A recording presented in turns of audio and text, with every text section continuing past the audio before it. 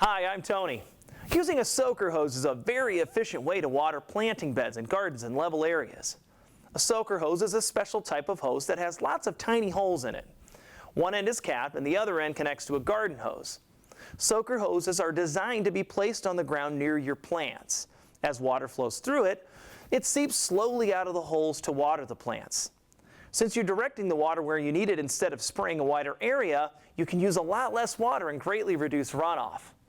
In the next few minutes, we'll show the basic steps involved in setting up a soaker hose.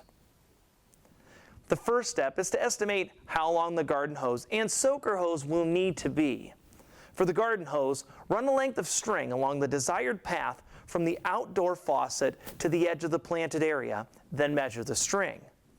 Unless you're going to disconnect your garden hose between waterings, you'll want to avoid running it where a lawnmower or string trimmer may hit it or where it could pose a tripping hazard. Remember to account for the distance between the faucet and the ground. Look for a hose that's at least a couple feet longer than your measurement so you'll have a little extra length just in case. To estimate the soaker hose length, run a string from where the garden hose end will be located at the edge of your planted area along a path that will allow the water to reach each plant. The best way to lay out the soaker hose will depend on where your plants are located, how well established they are, and what type of soil you have. For established plants, position it at least an inch or two away from the plant base. For new plants, position it closer and move it farther away as they grow. If you lay out the soaker hose in rows, say through a flower bed or garden, start by positioning the rows about a foot to a foot and a half apart in sandy soil. In clay soil, start with them about a foot and a half to 2 feet apart. Look for a soaker hose at least as long as your string, and remember, some extra may come in handy if you need to make adjustments later. You can buy soaker hoses individually or as part of a kit like this one. While it's possible to connect multiple hoses to cover large planted areas or even more than one area, soaker hoses won't work right if they're too long, so be sure to follow the manufacturer's instructions. Other items you'll typically need for this project include a backflow preventer if your outdoor faucet doesn't have one built in, and a supply of U-shaped landscaping fabric pins.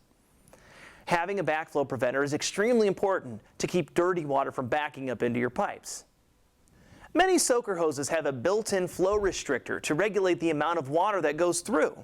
If your soaker hose doesn't have one of these, or if your home has high water pressure, you may need a separate pressure regulator. We're going to connect a watering timer to our soaker hose system. While you don't necessarily need a timer, it makes watering much more convenient. We're using a battery-operated programmable model that waters automatically. There are also manual start timers with automatic shutoff. Unroll the hoses and lay them out on your lawn to straighten them out. The hoses will be easier to work with on a warm, sunny day. The first thing to attach to your outdoor faucet is the backflow preventer if the faucet doesn't already have one. Then attach the timer, then the pressure regulator if you're using a separate one, and finally the garden hose. Once that's done, put the garden hose in position.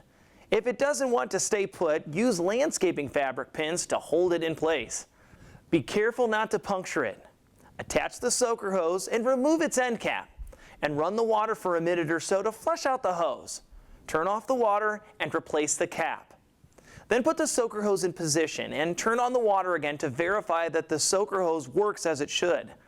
The idea is to have just enough flow to create beads of water down the entire length. When you do the first watering, let the water run for about half an hour to start with. Then check the soil around your plants.